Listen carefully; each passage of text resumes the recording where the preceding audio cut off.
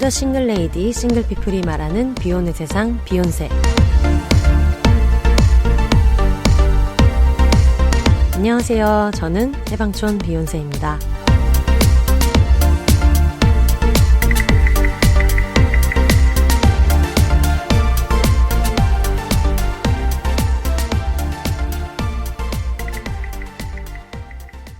안녕하세요. 해방촌에서 글쓰는 해방촌 비혼세입니다. 비혼입니다.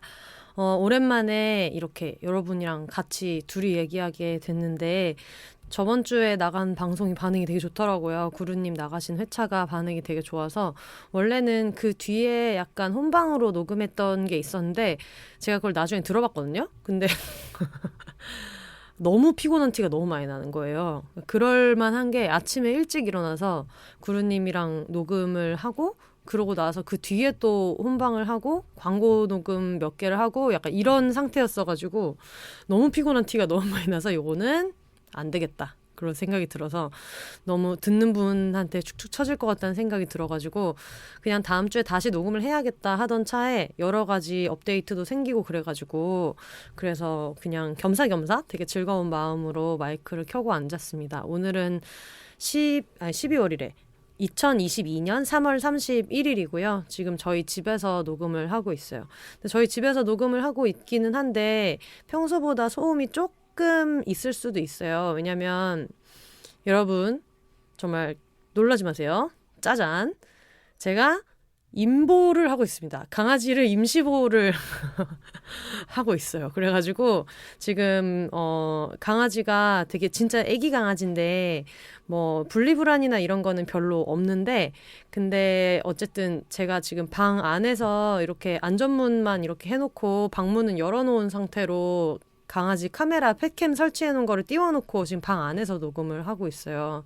그래서 아무래도 애기 강아지라 아직 제가 막 밖에서 한두 시간 이렇게 지낸 적도 없고 이래서 이 친구 시야에는 어쨌든 안 보이니까 멀리서 목소리는 들려도 그래서 지금 되게 나름대로 큰 도전 큰 도전으로 제가 방에서 혼자 녹음을 하고 있습니다.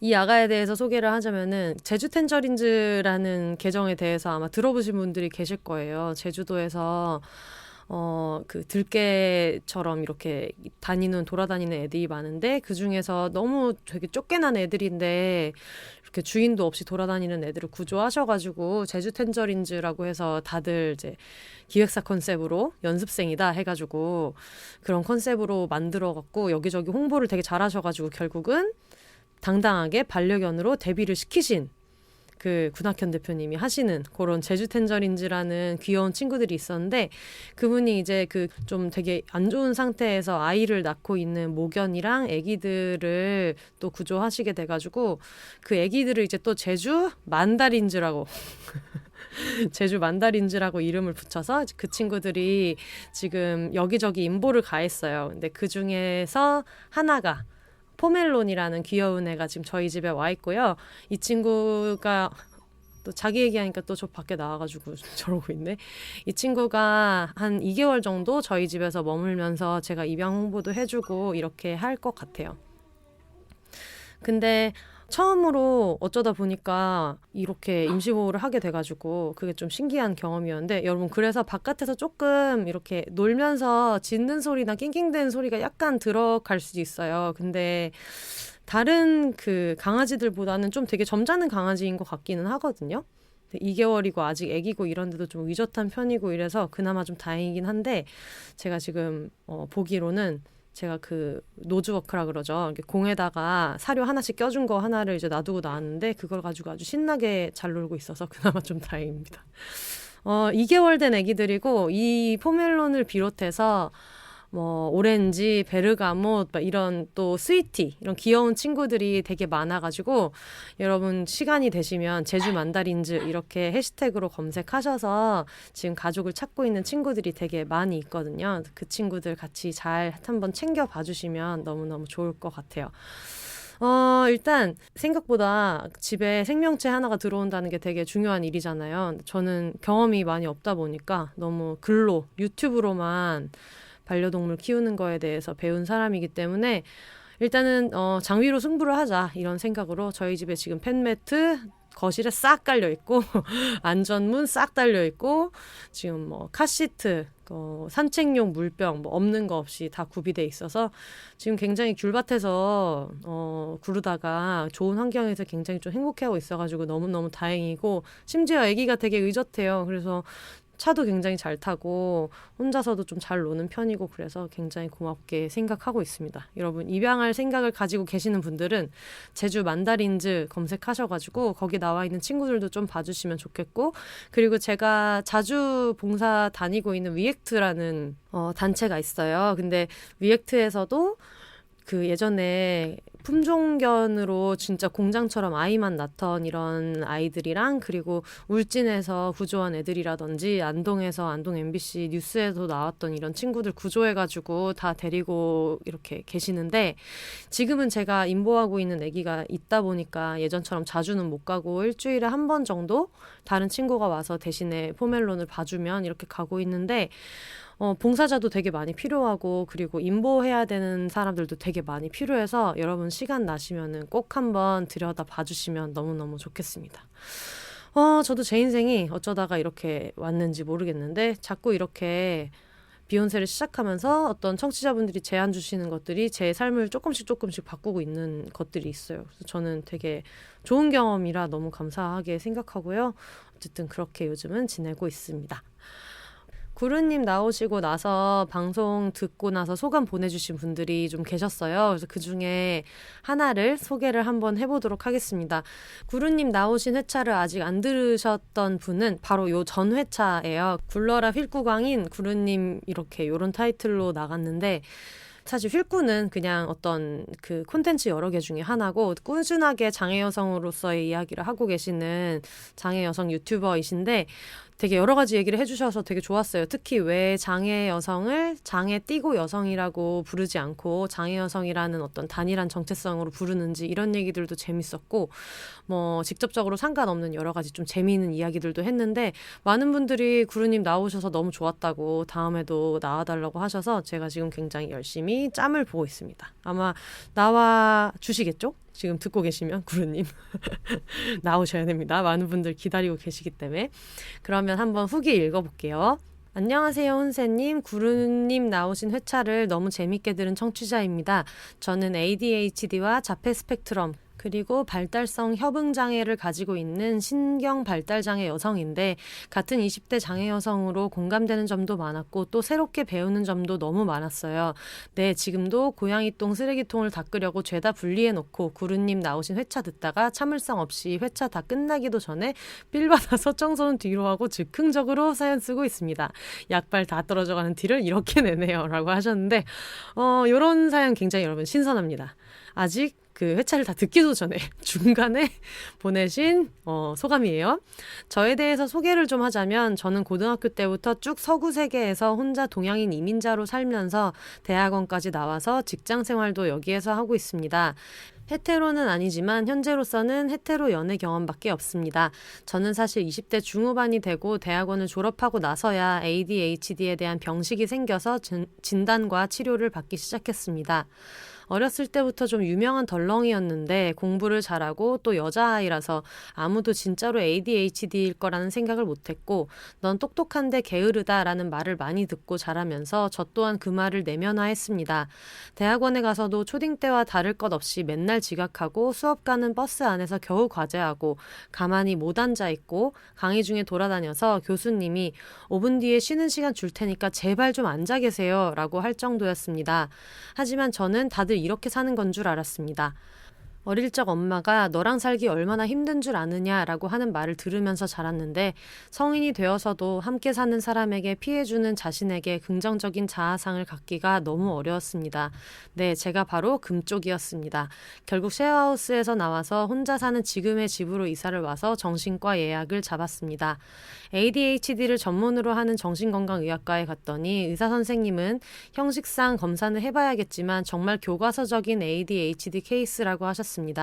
그 말을 듣는 순간 내가 나쁘고 게으른 사람이 아니라 남들과 좀 다른 뇌를 갖고 태어났을 뿐이라는 인정을 처음으로 받은 것 같아서 눈물이 나왔습니다. 그러나 제가 전혀 예상하지 못한 이야기도 들었습니다. 바로 제가 아스퍼거 증후군인 것 같다는 이야기였습니다.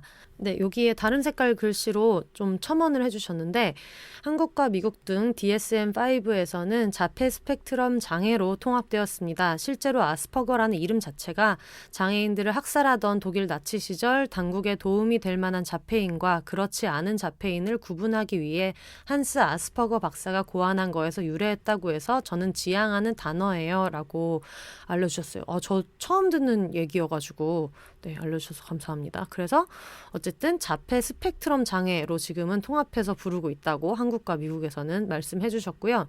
제가 사는 나라에서는 성인 ADHD 진단은 보험 처리가 되는데 자폐 진단은 보험 처리가 안 되고 당시 취준생이어서 돈이 없기도 했고 성인 자폐는 진단을 받아도 딱히 치료를 해주는 게 없기 때문에 공식적으로 자폐 진단 프로세스는 밟지 않기로 했습니다. 그러나 내가 자폐일 수 있다는 사실에 꽤나 큰 충격을 받았는데 왜냐하면 미디어에서 보여지는 자폐의 모습들은 거의 다 남성의 굿닥터처럼 천재적인 서번트 신드롬을 가지고 있거나 사이코패스지만 괜찮아에서처럼 지속적으로 돌봄이 필요한 사람들의 모습만 보이니까요. 또 기억하실지는 모르겠는데 제가 중학교 때 인터넷 커뮤니티 등에서 신경 정상인들이 아스퍼거를 가진 사람들을 완전체라고 칭하면서 거의 괴물 취급을 했던 기억이 났습니다.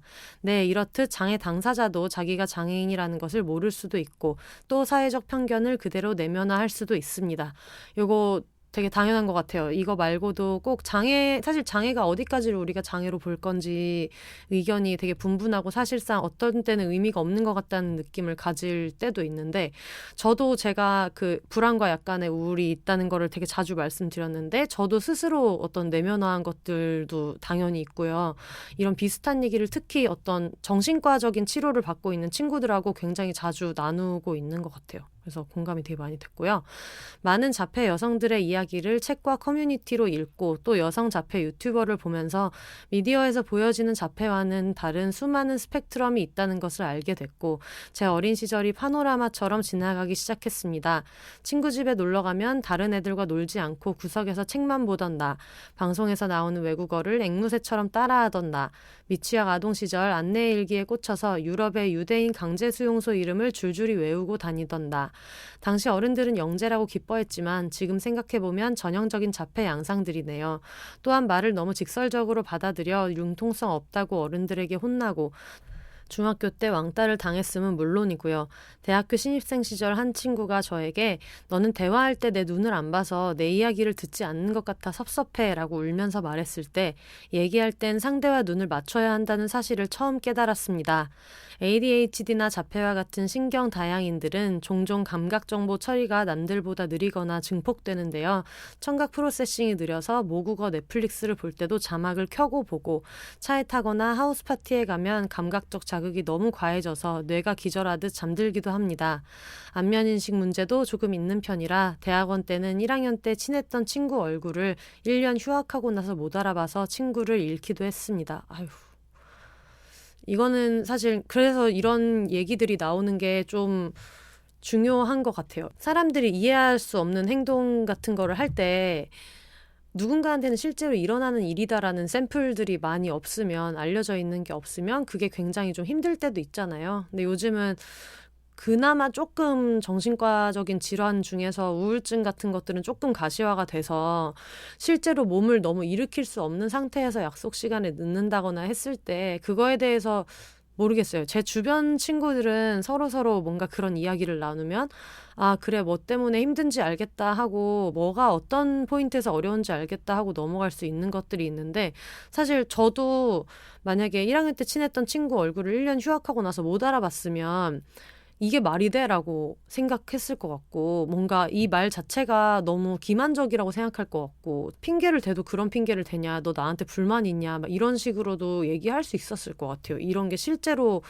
일어날 수 있는 일이라는 걸 알기 전까지는 그랬을 것 같아서 당시에 이거를 이야기하면서 좀 받아들이기 너무 힘드셨을 것 같고 그리고 결과적으로는 친구를 잃었다고 하시니까 그게 저도 들으면서 마음이 되게 아프네요.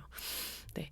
사실 저는 어렸을 때부터 성욕이 킹왕짱 많았고 연애도 많이 하면서 살았기 때문에 더더욱 처음에 제가 자폐라는 사실을 받아들이기가 어려웠습니다.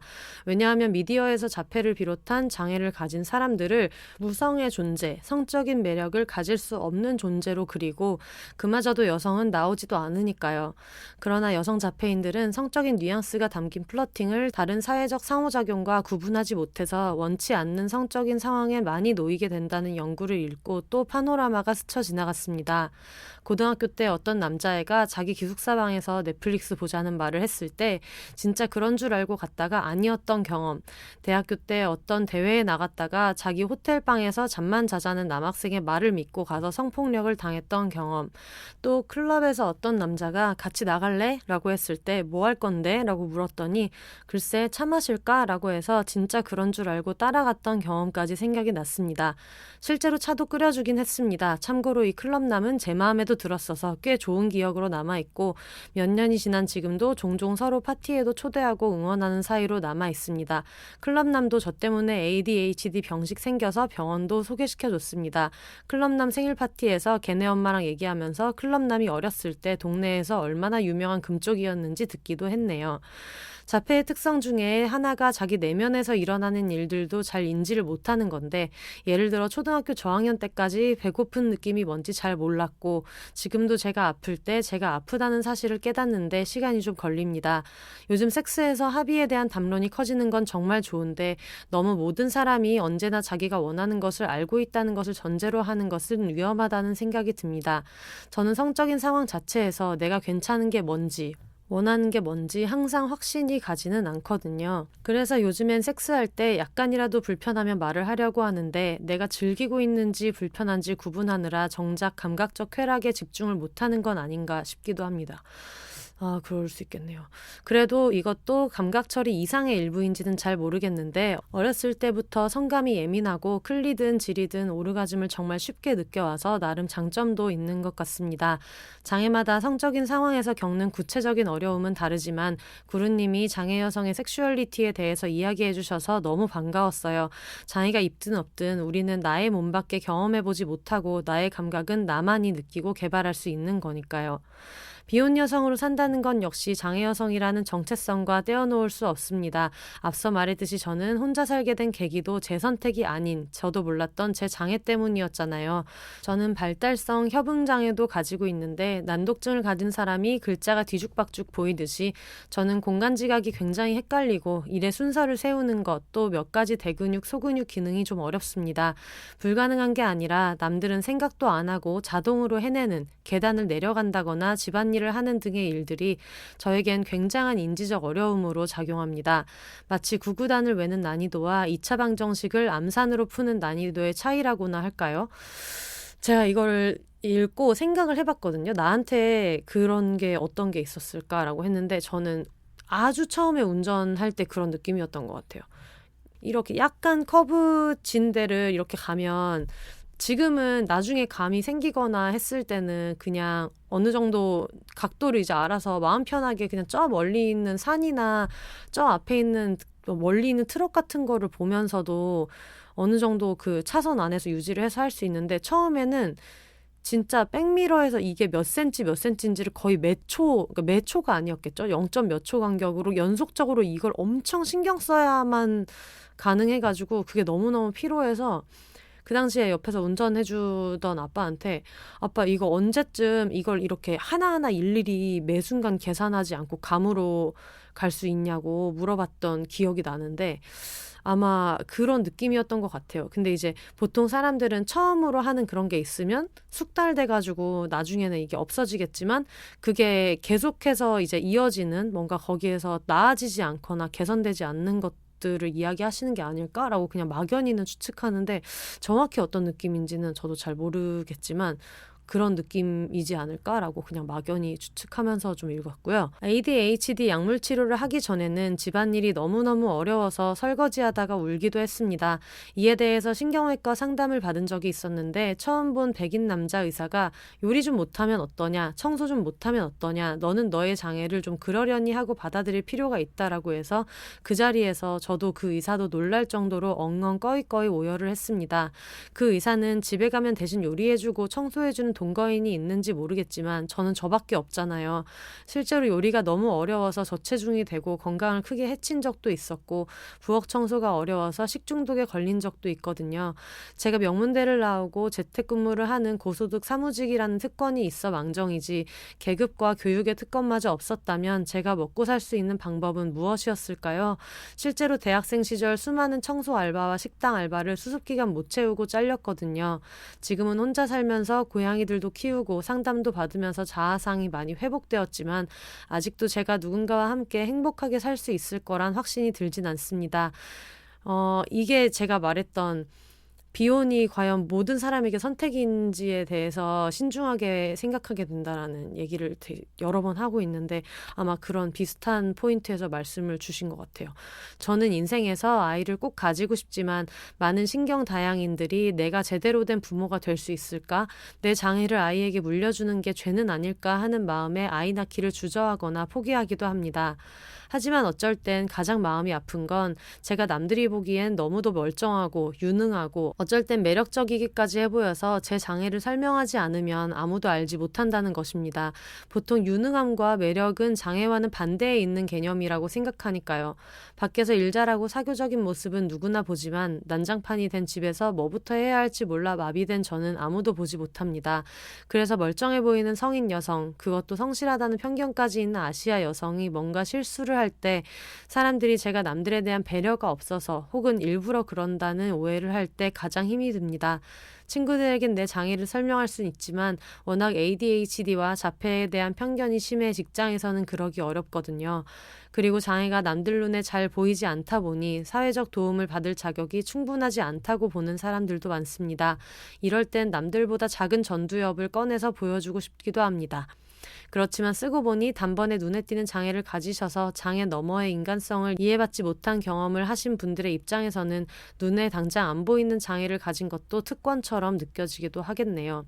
또 구루님도 언급하신 부분인데 모두의 자폐 스펙트럼이 다양하고 제가 언어적인 부분에서는 어려움을 겪지 않고 또 지금은 대인관계도 큰 어려움 없이 지내기에 과연 내가 감히 자폐인으로서의 당사자성을 공개적으로 이야기해도 되는 걸까라는 생각도 있었습니다.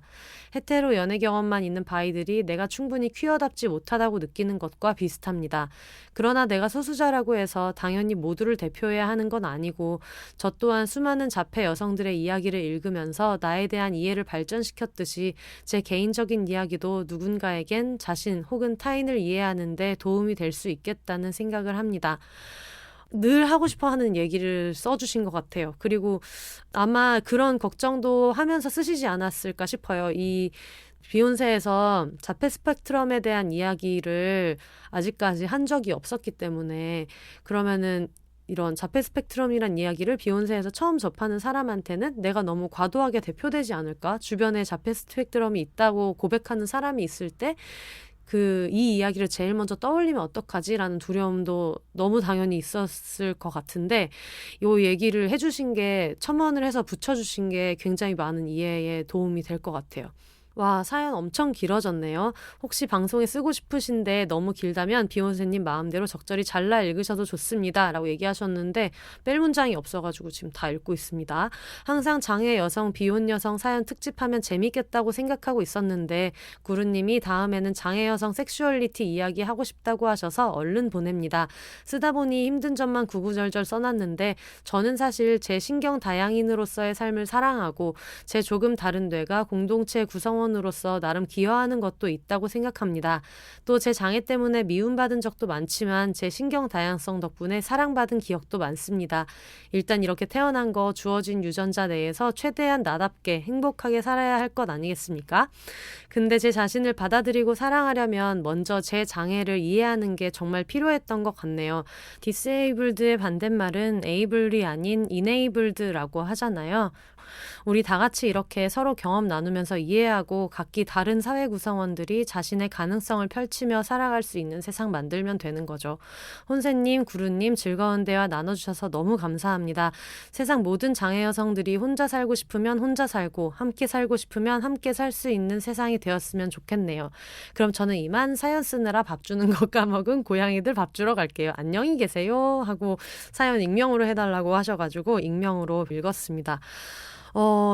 이 사연을 어떻게 처음부터 줄일 생각을 안 했어요. 저는 이걸 봤을 때. 왜냐하면 어떤 얘기는 그러니까 분명히 길게 쓰신 데에 이유가 있을 거라고 생각돼요. 한 줄 한 줄이 저한테는 다 너무 새로운 얘기였었고 뭐 예를 들면 저는 비혼주의자예요 라고 했을 때 그렇구나 하고 한 번에 이해할 수 있는 개념들이 있는데 우리가 너무 그동안 미디어에서 얘기가 많이 안 된 얘기들을 들으려면 비혼주의자예요 정도로 한 줄로는 이렇게 해석되지 않을 때가 있잖아요. 비혼주의자조차도 한 줄로 해석되지 않을 때가 진짜 많고 근데 그러다 보니까 많이 듣기 어려운 얘기들을 해주셔가지고 너무 감사히 진짜 한 줄 한 줄 너무 의미 있게 들었고 저는 사실상 이게 비욘세 한 회차로 다룰 수 있는 얘기였고 한 회차에 거의 상응하는 이야기를 해주신 것 같아요.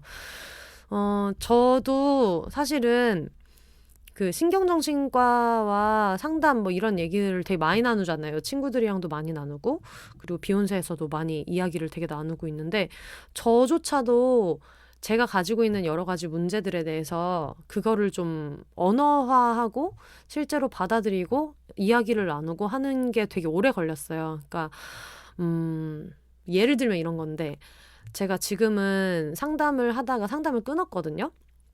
상담을 중단을 했고 지금은 정신과만 이제 주기적으로 다니고 있는데 근데 정신과 선생님하고 이야기하는 게 되게 잘 맞았던 것도 있고 상담을 가지고 좀 여러 가지 제가 느끼고 있던 힘듦 같은 것들이 있었어요. 그러니까 그게 예를 들면 어떤 거냐면 보통 다들 상담을 하러 가면 상담하는 얘기를 좀 준비해 가는 분들도 있고 그냥 아닌 분들도 있고 이런데 저는 제가 마이크 앞에 앉아서 이야기하는 거를 계속 하다 보니까 상담을 하러 가면은 뭘 얘기해야 될지를 좀 모르겠는 거예요. 이거를 좀 우스갯소리로 비욘세에서도 얘기한 적이 있어요. 상담 가서 무슨 얘기를 할까.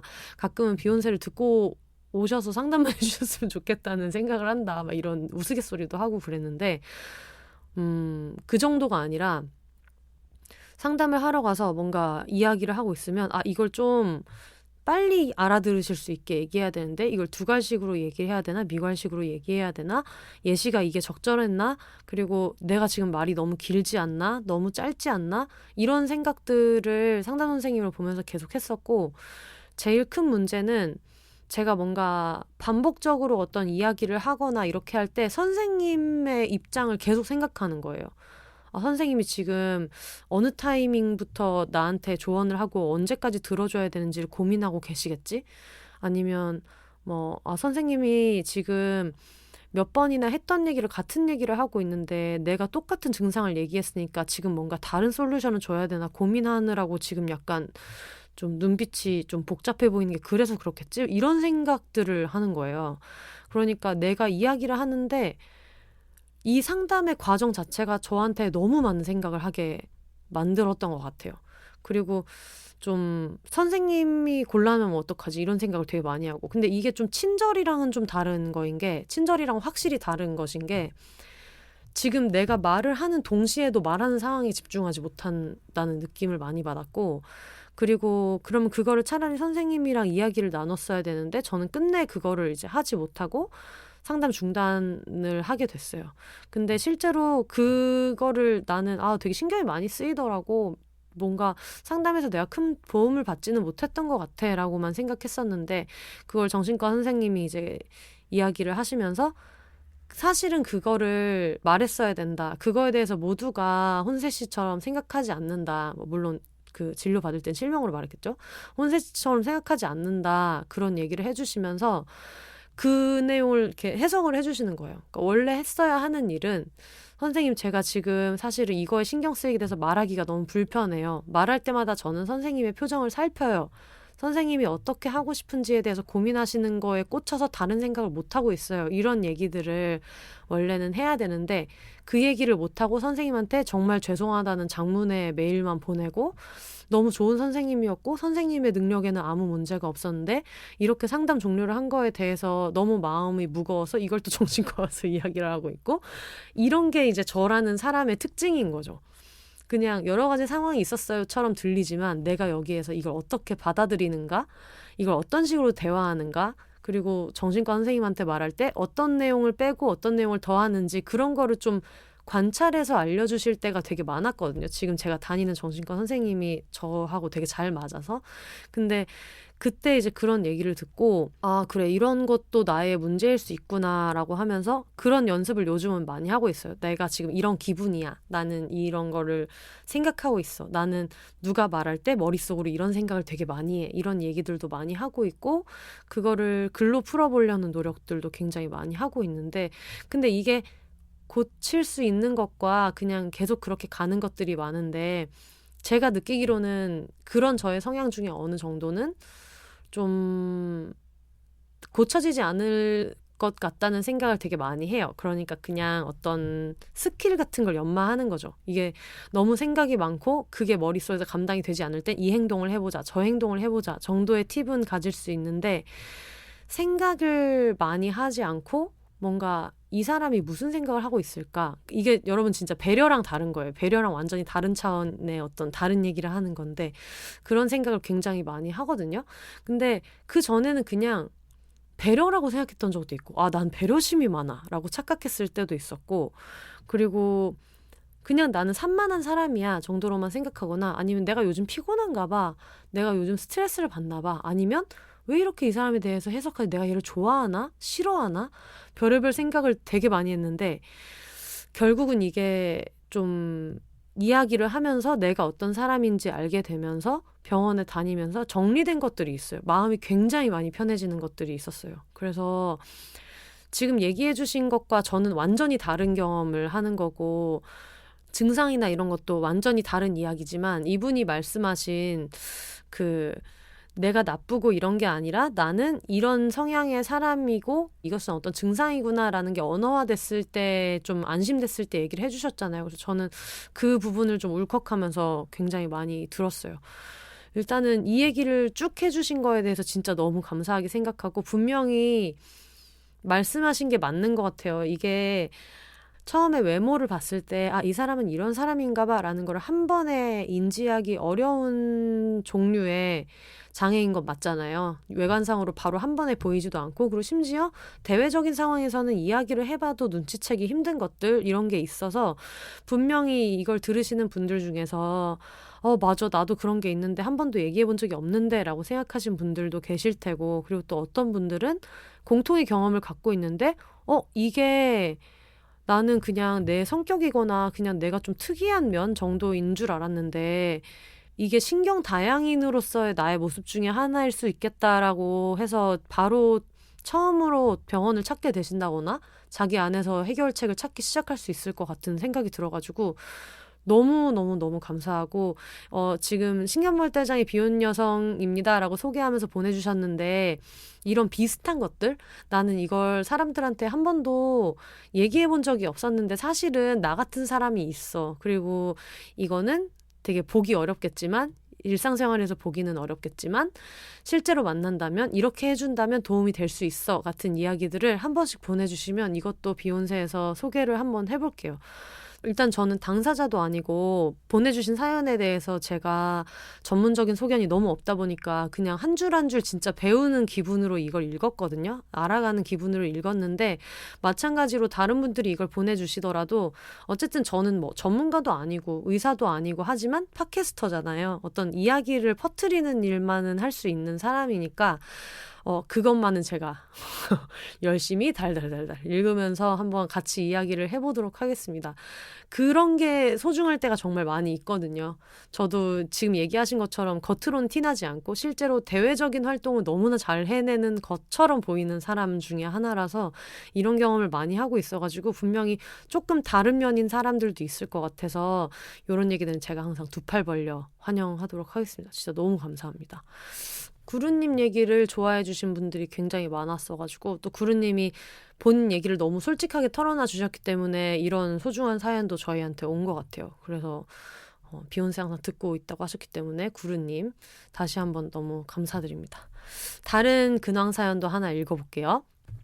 이분도 이름이 이메일 보내신 분의 이름은 있습니다만 이게 약간 뭐라 그래야지? 셀털처럼 될 수도 있기 때문에 여러분이 뭐로 불러주세요라고 하지 않으시면 저는 다 이름 없이 읽을 수밖에 없어서 이분도 그냥 이름 없이 읽어볼게요. 나만 개업서 특집을 듣고 뻐렁치는 마음을 어찌하지 못해 보냅니다. 저도 나만 개업서 사람이었는데요. 한 달여 전에 유기견을 입양했어요. 우리 멍구는 5달쯤 된 아기 강아지고요. 6kg 정도예요. 몹시 귀엽습니다.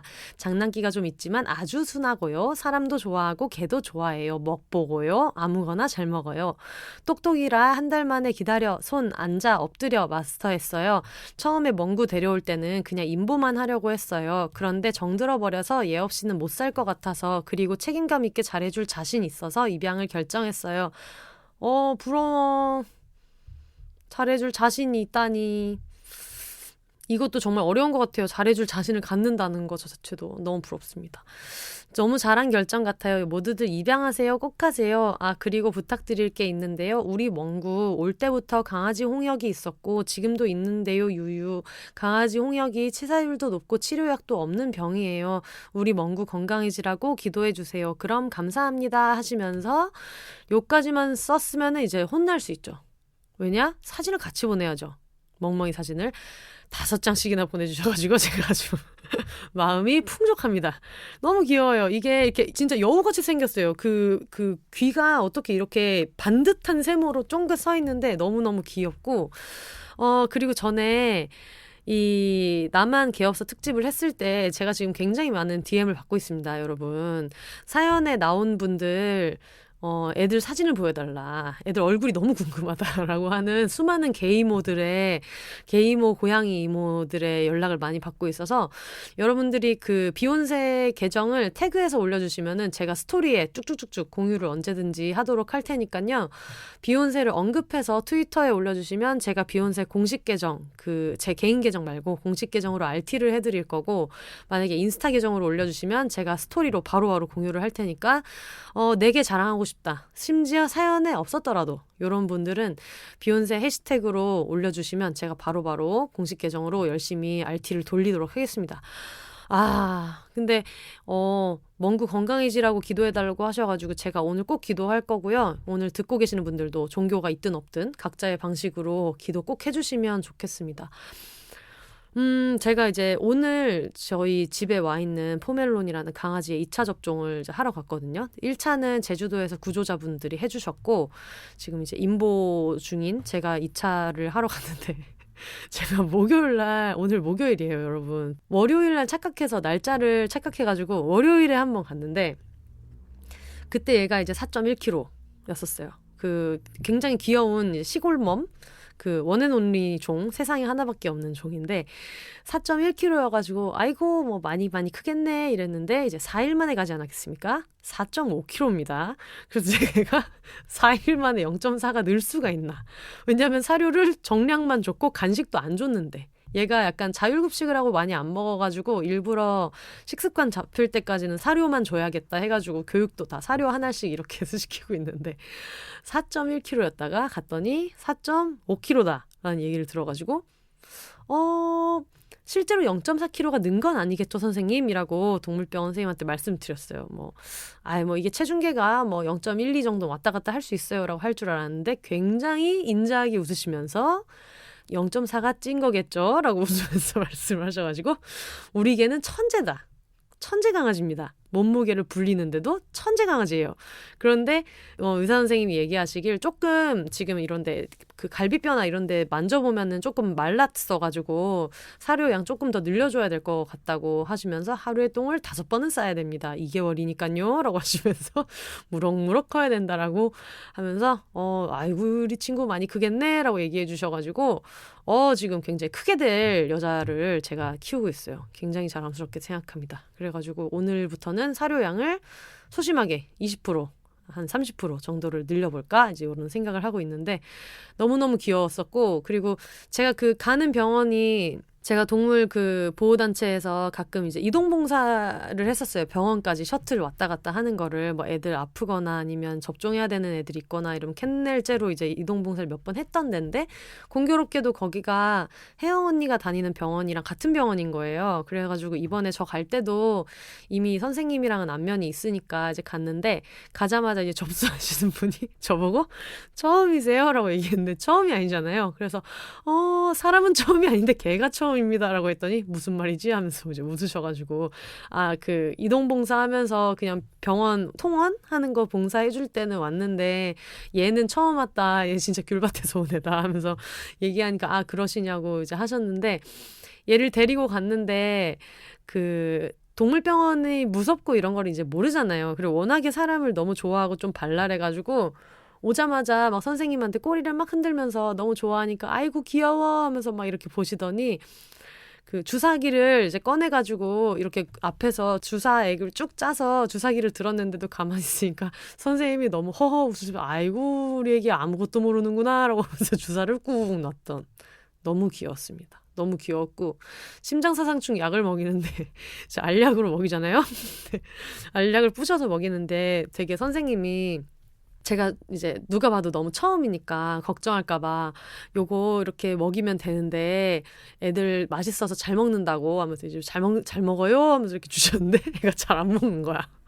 왜냐면 식탐이 별로 없다고 했잖아요. 그러니까 조금이라도 맛이 나면 다 먹거나 이러지를 않고 냄새 맡아보고 먹고 싶으면 먹고 안 먹고가 조금 있어요. 그래서 그래서 다행인 게 뭐 이렇게 휴지심 같은 거 뜯거나 이래도 안 먹어요. 그냥 다 널려놓고 먹지는 않고 잘 놀고 이런 게 우리 귀요미의 장점인데 안 먹고 그래가지고 이걸 이렇게 쪼개가지고 먹으라고 줬는데 먹나 싶더니 수박씨 뱉듯이 두두두두 묘하게 한 개씩 뱉으면서 이렇게 가지고 놀듯이 해가지고 결국 선생님이 아이고 안 되겠네 하면서 얼굴 들어가지고 이렇게 쏙 넣어주셨는데 그런 어떤 재미있는 추억 동물병원에만 갔다 왔는데 이렇게 콧구멍이 벌렁거리고 재미있을 수가 없는 거예요. 그런 걸 보면은 이미 너무 팔불출이다. 우리 임보아가를 굉장히 귀여워하고 있습니다. 실제로 임보아가는 온 지 얼마 안 됐을 때 바로 그 맨님도 만나고 혜영 언니랑 쉐리 언니도 만나고 막 이렇게 해서 여러 사람 만났는데 다들 굉장히 귀여워하면서 너무 귀엽다. 너무 귀여운데 발이 진짜 크다. 정말 많이 클 것 같다. 이런 얘기를 해가지고 얼마나 멋진 사이즈가 될지 정말 팟캐스트 이름도 있지만 큰일은 여자가 해야 된다고 약간 그런 느낌의 멋진 애로 클 것 같아서 굉장히 기대가 많이 되고요. 이 친구들이 지금 7형제예요. 아까도 잠깐 얘기했는데 제주 텐저린즈로 검색하셔가지고 인스타그램도 있고 트위터도 있으니까 해시태그 검색을 하시면 될 거예요. 특히 지금 제주 텐저린즈 멤버들은 거의 다 입양을 간 상태고 대부분이 입양을 갔고 그리고 제주 만다린즈가 이제 이번에 구조된 자몽이라는 모견이 낳은 아이들 7 정도가 되는데 제주 만다린즈로 해시태그 검색하시면은 그 많은 지금 당장 가족이 필요한 되게 많은 만다린즈들이 있어요. 그래서 여러분 한 번씩 보시고 우리 귀요미들을 한번 이렇게 눈도장 한번 찍어주셨으면 좋겠습니다. 저희 집이 언덕길에 있잖아요. 해방촌 언덕길에. 그래가지고 원래는 되게 시끄럽거든요. 원래는 시끄럽다는 게 무슨 말이야? 그냥 계속 시끄럽습니다. 계속 시끄럽고 저도 그러다 보니까 제 침실에서만 자고 거실에서는 잘 못 자고 이런 게 좀 있어서 걱정을 많이 했어요. 얘가 와가지고 잘 지낼 수 있을까? 그런 생각을 많이 했는데 경정이 빵 울리면은 이렇게 누워가지고 혼자 놀다가 경정이 빵 하고 울리면 얼굴을 이렇게 고개를 들고 뭐야 했다가 그냥 다시 잡니다. 다시 자고 식기세척기 문이 이제 제가 자동으로 문이 열리는 식기세척기 쓰고 있는데 그것도 펑 하고 열리면은 뭐야 했다가 그냥 다시 놀던 걸 놀고 엔진 소리 같은 것도 1도 신경을 안 쓰고 한번 제 그 세탁기 바로 옆방에서 좀 놀았는데 갑자기 탈수기가 돌아가기 시작하잖아요. 그때도 뭐야 하고 한번 보고 다시 놀던 걸 노는 굉장히 무던한 친구여가지고 어디서 이런 해방촌에서 태어난 애 같은 애가 왔지라는 생각이 들어서 한번 여쭤봤거든요. 여쭤봤더니 그 귤밭 쪽에 무슨 전기톱 뭐 공사하고 이런 굉음이 되게 심했었나 봐요. 그래서 준비된 둔감화된 강아지 너무너무 귀엽고 막 손이랑 발이랑 이런 데 만져도 그냥 가만히 있고 발톱만 따로 이렇게 만져도 가만히 있고 뭐 청소기, 드라이기 뭐 이런 거에 대해서도 굉장히 좀 이제 무던하고 이런데 애들이 성격이 다 다르니까 모든 애들이 다 어떤 성격인지는 모르겠고 그리고 사실 나중에 입양처로 옮겨가면은 또 적응하는 동안 혹은 적응이 끝나고 나면 다른 성격이 나올 때도 있어서 얘가 뭐 순하니까 데려가세요라든가 그렇게 얘기하는 건 좀 경솔한 얘기이기는 하지만 굉장히 새로운 면을 알게 됐어요. 아, 이게 오히려 그렇게 구조된 애들이 조금 여러 가지 험한 상황에 놓여 있었기 때문에 정말 고요 속에서 큰 애들보다 조금 다를 수도 있구나라는 생각이 들어가지고 제 어떤 인보 귀요미 자랑을 좀 해봤고요. 그동안 굉장히 많은 분들이 천재강아지 이런 얘기를 함부로 많이 했어요. 킹 작가님 천재강아지 뭐 맞죠? 김재환님 굉장히 한국 가요계의 대표적인 천재강아지 중에 하나이긴 합니다만 찐은 여기 있다. 찐 강아지. 찐 강아지의 천재이기 때문에 천재강아지. 그래서 제가 나중에 킹 작가님한테도 우리 집에 찐 천재 강아지가 있어 라고 얘기하고 굉장히 어떤 종차별적인 발언을 좀 했는데 너무너무 귀엽고 근데 지금도 사실 지금 녹음을 하는 게 어떤 큰 도전이었거든요. 얘가 내가 시야에 안 보이는 상태에서 얼마나 잘 놀 것인가 했는데 지금 계속 자고 있어요. 자기 전에는 밖에서 좀 낑낑대고 놀고 이러다가 공 가지고 놀고 그리고 제가 소파를 못 올라오게 하거든요. 제가 있을 때는 소파를 못 올라오게 하는데 제가 이제 없으니까 소파를 몇 번 올라간다는 걸 알게 됐어요. 예전에 재활용 쓰레기를 버리러 갔는데 폐캠을 켜놓고 이제 얘가 어떻게 하나를 보면서 재활용 쓰레기를 버리러 갔는데 요것이 내가 없으니까 소파에 올라가서 굉장히 편안하게 앉아있는 거예요. 그래서 그래? 하고 다시 이제 와가지고는 또 제가 있을 때는 소파에 못 올라오게 하고 그냥 바닥에서 놀게 하고 이랬는데 지금 아주 신이 나서 소파에서 막 여기저기 쿠션을 이리저리 보면서 막 파티를 신나게 하더니 결국은 또 본인 편한 테이블 밑으로 가가지고 쿨쿨 잘 자고 있습니다.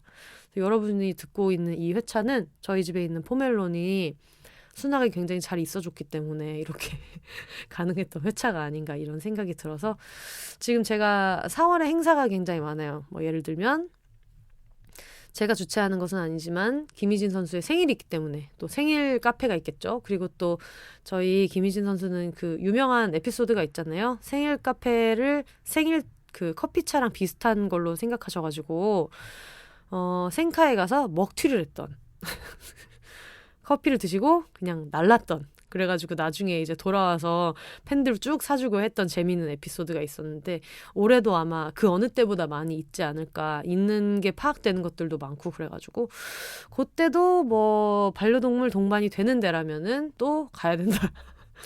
지금 굉장히 많이 좀 기대를 많이 하고 있습니다. 어떻게 되게 효자같이 우리 효녀가 멍뭉이가 안 일어나고 있어서 정말 너무너무 고맙고요.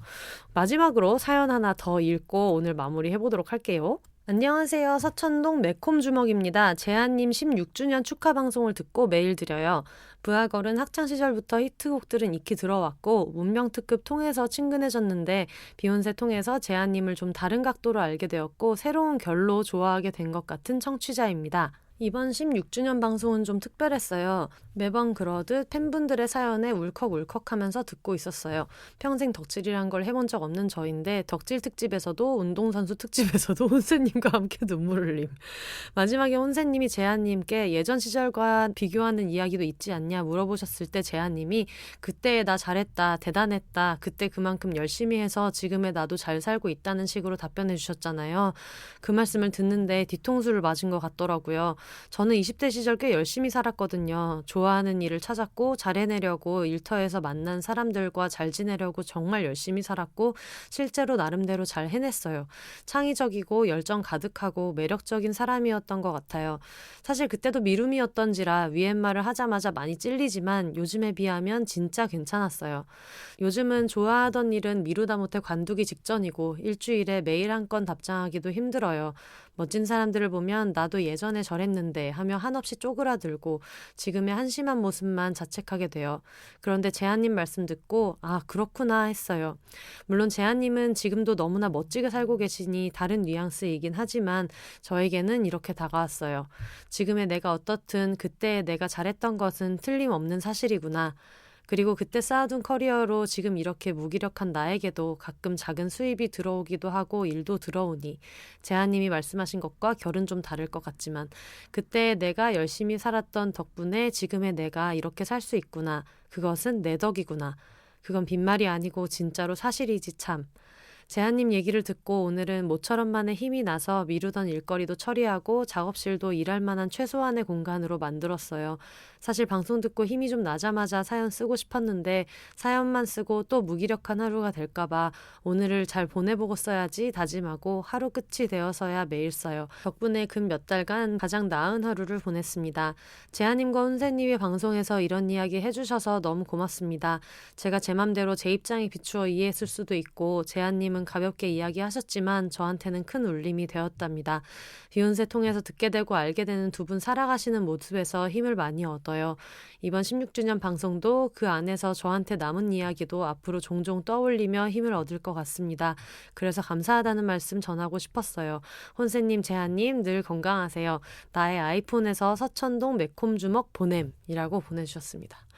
제가 진짜 자주 하는 얘기 있잖아요. 우리는 그냥 웃자고 깔깔대고 방송을 하면 청취자분들이 원래 본인이 갖고 있었던 어떤 거를 발견해서 뭔가 깨우치신 다음에 그거를 되게 우리 덕인 것처럼 얘기하실 때가 있는데 딱 전형적인 그런 사연이 아닌가 싶어요.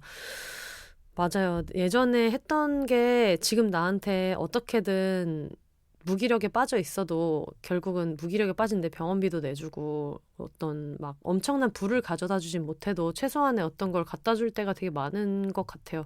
저 같은 경우에는 아마 들으시는 분들은 이제 저랑 거의 뭐 가족 이상으로 더 저의 근황에 대해서 알고 계시니까 일을 계속 하다가 10월, 11월쯤에 이제 그만두고 지금까지 뭐 봉사하고 싶으면 봉사하고 배구 보러 가고 싶으면 배구 보러 가고 이렇게 하고 있잖아요. 근데 어느 날 배구 보러 직관 갔다 오면서 그 생각이 들었거든요. 지금 내가 이렇게 미친 사람처럼 덕질을 할 수 있었던 것은 덕질을 더 격하게 하고 싶은데 그럴 만한 여유가 안 돼 있었던 그 시절에 내가 나한테 해주는 선물 같은 거구나 그런 생각이 들더라고요. 그러니까 물론 엄청나게 여유롭지는 못하고 뭐 다행히 제가 하는 뭐 사치나 이런 것들이 별로 이렇게 막 많지가 않아가지고 그냥 저는 뭐 맥주랑 1, 2만 원대 하는 데일리 와인 좋아하고 그러는 사람이다 보니까 그런 것도 있고 그리고 배구 자체가 그렇게 막 돈이 많이 드는 스포츠는 아닌데 어쨌든 지금 제가 조금이라도 자유로워질 수 있게 해줬던 시간들이 또 있기도 하고 그리고 아주 솔직히 말하면 저는 좀 끌어다 쓰는 것도 있거든요. 끌어다 쓰는 것도 있거든요. 나중에 너 이제 밤새면서 이제 얼굴이 회색이 되도록 열심히 대본을 쓰게 될 그런 나날들이 기다리고 있기는 하지만 그냥 문득 그런 생각이 좀 들었어요. 원래 덕후들은 막 되게 이상한 데서 다 너무 최애한테 모든 공을 다 돌리고 싶어가지고 약간 돌아있는 사람이잖아요. 그러다 보니까 우리 김희진 선수가 얼마나 대단한 사람이냐면 이런 걸 생각하다가 이 사람이 없었다면 내가 이렇게 어떤 삶의 보람 인생이 이렇게 즐겁구나. 그 배구 티켓이 11,000원인데 11,000원을 아무런 꺼리낌 없이 열심히 이제 결제하는 저를 보면서 배구 티켓 정말 싸고 좋다라고 생각하면서 또 동시에 내가 돈이 많구나. 돈이 많구나. 이런 걸 이제 좋아하는 사람을 보러 갈 때 망설이지 않고 이걸 결제할 수 있다는 것 자체가 내가 진짜 돈이 많구나 그런 생각을 할 때가 있어요.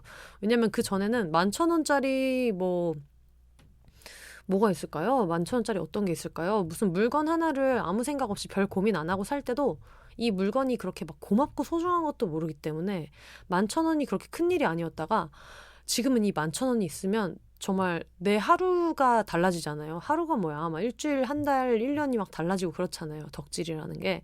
그러다 보니까 그걸 그냥 낼 수 있다는 게 너무 저한테 되게 큰 일인 거예요. 엄청 행복한 일인 거예요. 그래서 와, 나 진짜 돈 많다. 돈 많은 거 짱이다. 너무 좋다. 뭐 이런 생각 간장종지만하게 할 때가 있었는데 그래서 그런 게 굉장히 너무 즐거운 순간들이었고 덕질은 참 그런 게 좋은 것 같아요. 또 얘기하다 보니까 또 배구 얘기하고 앉아있네. 지금 이렇게 감동적인 사연 주셨는데 또 지 얘기 배구 얘기만 하고 있는 저와 여러분 함께하고 계십니다. 또 이런 저를 견디고 계시고요. 그런 생각을 정말로 되게 많이 해요. 근데 이런 걸 한 번씩 이렇게 복귀해야 하는 순간들이 있더라고요. 내가 했던 거 어디 없어지는 거 아니고, 그리고 저도 지금 잠깐 이렇게 좀 덜 치열하게 일하는 기간에서 어떻게 뭐 생계유지는 하면서 이렇게 지내고 있는데, 사실 그것도 행운이잖아요. 사람들이 열심히 산다고 해서 나중에 조금 느슨하게 살 수 있는 기회가 모두한테 오진 않잖아요. 왜냐면 일자리라던가 어떤 커리어적인 면에서 사회에서 일어나는 건 너무 불공평하고 평등하지 않고 그렇기 때문에 어쩌다가 운 좋게 이런 게 온 것도 되게 좀 의미 있고 고마운 일이다 생각하면서 또 이제 또 슬슬 해야 되거든요. 일을 일을 해야 되는데 조금 더 나중에 이제 아마 일을 하더라도 이제 외출하는 것보다는 좀 재택으로 일할 일들이 더 많아질 거라는 막연한 생각은 있는데, 그때 가서 이제 눈이 시뻘게 가지고 내가 이렇게 하는데 왜 이 쥐꼬리만큼 막 이런 생각이 들더라도 울지 말고 강해져야 된다. 이번 시즌 정말 행복했고 여름이었다. 그런 생각을 잊지 말고, 겨울 내내 여름이었던 걸 잊지 말고 그렇게 지내려고 생각하고 있는데요. 어쨌든 모두가 좀 기억할 만한 일인 것 같아요. 나 옛날에 이랬는데만 기억하는 게 아니라, 맞아, 옛날에 이랬으니까 지금의 나한테 어떤 식으로든 내 몸에 그 재능이 남아있고 그 노력했던 게 남아있고 그런 것들이 모두한테 있으니까. 글쎄요, 어떤 게 있으실까요? 저는 맞다, 그런 것도 요즘에 제가 되게 좋아하는 인스타 계정 중에 하나가 뭐였죠? 뭐든지 가뿐하게 되는 여자 정현진 작가님, 제가 되게 좋아하는데, 정현진 작가님이 하루에 20개씩 풀업하는 거를 매일매일 꾸준히 하고 계시더라고요. 그래서 그걸 인스타 계정 스토리에다가 맨날 올리시는데 그걸 되게 즐겁게 보고 있거든요. 근데 풀업하는 거를 이 어떤 50대 언니의 겁나 멋진 풀업 20개를 본 다음에 좀 있으면은, 원래 정현진 작가님이 피아노 치셨었잖아요. 그래서 그 비슷한 운동복 같은 민소매 입으시고 근육 뿜뿜하는 팔로 이제 피아노 연주를 하시는 게 있어요. 그래서 그걸 이제 보고 있으면은 대박이다. 대박이다. 지금 다른 길을 아예 가고 계시지만 그 피아노를 할 때는 못했던 어떤 무게치기 같은 거, 손으로 하는 운동을 막 힘껏 하신 다음에 그 다음에 또 취미로 이제 피아노를 너무나 유려하게 치시는 걸 보면서 정말 멋지다. 나도 저런 어떤 몸에 남아있는 나의 재능 같은 게 뭐가 있을까? 어떤 걸 해보면 좋을까? 이런 생각을 좀 많이 하고 있어요. 그래서 여러분도 그런 재미있는 포인트를 잘 찾아가 보시면 좋겠습니다.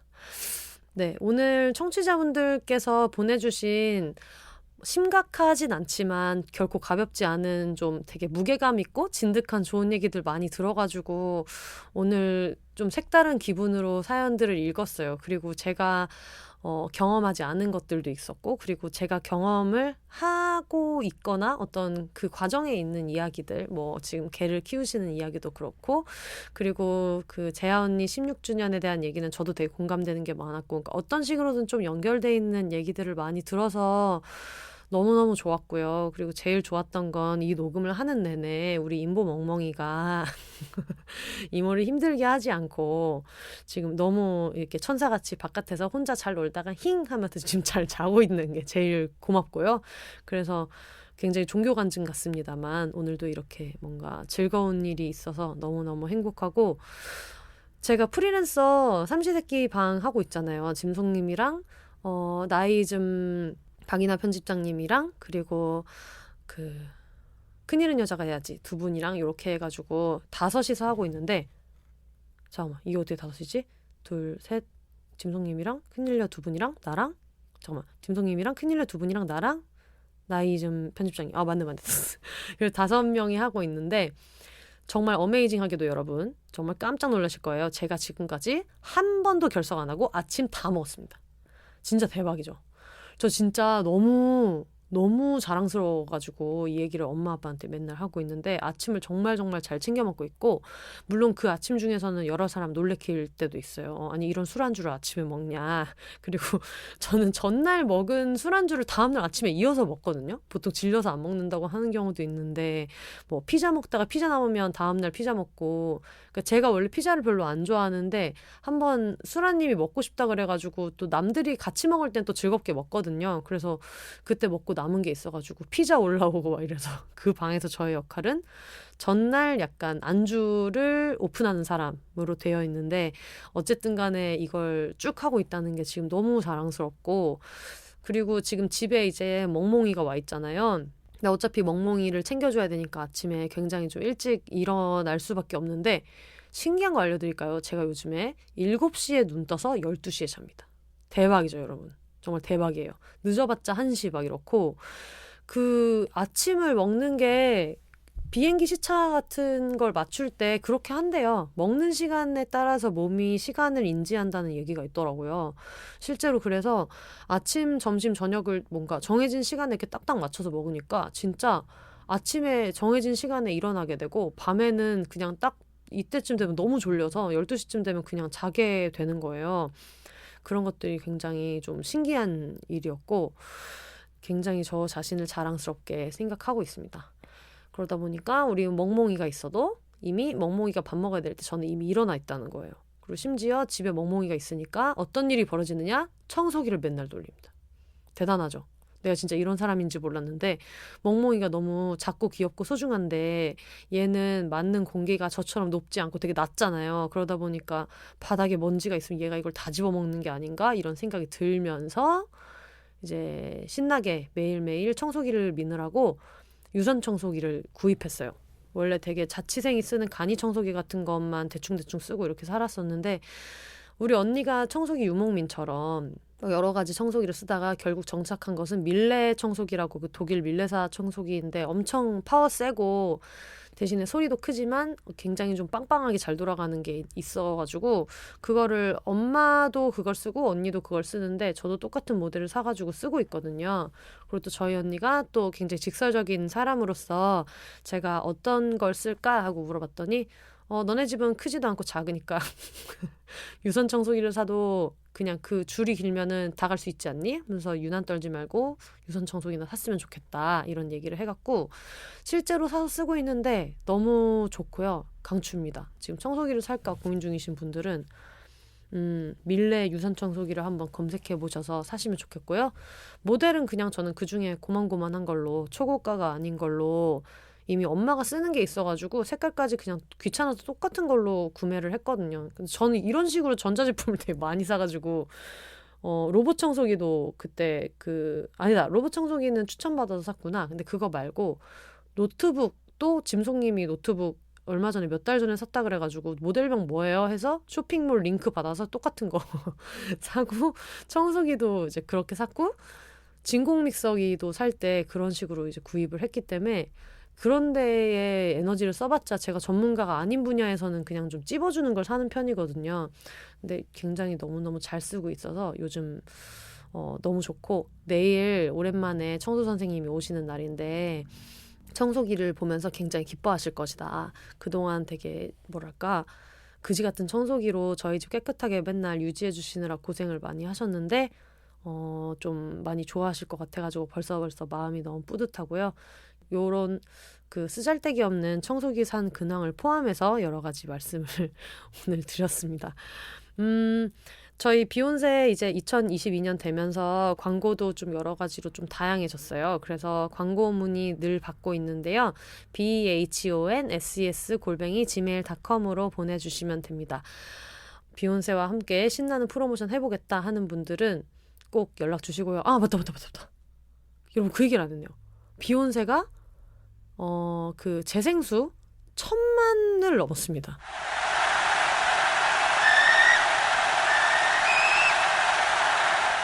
너무 축하하고 싶은데 박수를 세게 쳤다가는 우리 애기가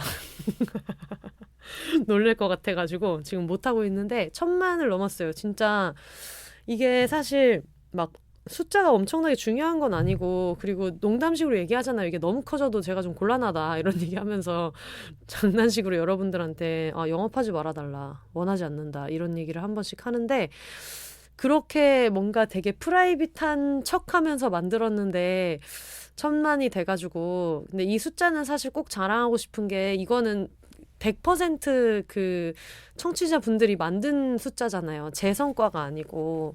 뭐 이게 알고리즘이 있거나 막 유튜브처럼 추천 피드에 뜨거나 연관 동영상에 뜨거나 이런 게 없이 진짜 실제로 청취해서 일부러 찾아가지고 들어와 주신 분들이 1000만을 만드신 거라 그게 진짜 너무 감사하게 생각하고, 그리고 또 다운로드 수는 집계가 안 된다고 하더라고요. 그래서 다운로드로 들으시는 분들은 아예 집계에서 전부 다 제외가 됐고, 스트리밍만 가지고 했는데도 이제 오디오 클립 제외하고 나머지 조회수만 가지고 했을 때도 1000만을 넘어서, 이게 언제 넘은 건지 모르겠는데 넘은 지가 좀 됐는데 제가 좀 나중에 알았어요. 그래갖고 감사하다는 말씀 드릴 기회도 놓쳤고 해서 인스타그램이랑 트위터에는 제가 손글씨로 너무 감사한 그 마음을 써가지고 이렇게 드리기는 했는데, 직접 청취자분들한테는 어쩌다 보니까 이제 손님도 계셨고 해서 말씀을 못 드렸는데, 그래요. 그런 일이 있었네요. 정말 제일 큰 일인데 너무너무 진짜 감사하게 생각합니다. 이 얘기를 하는데 센스 없게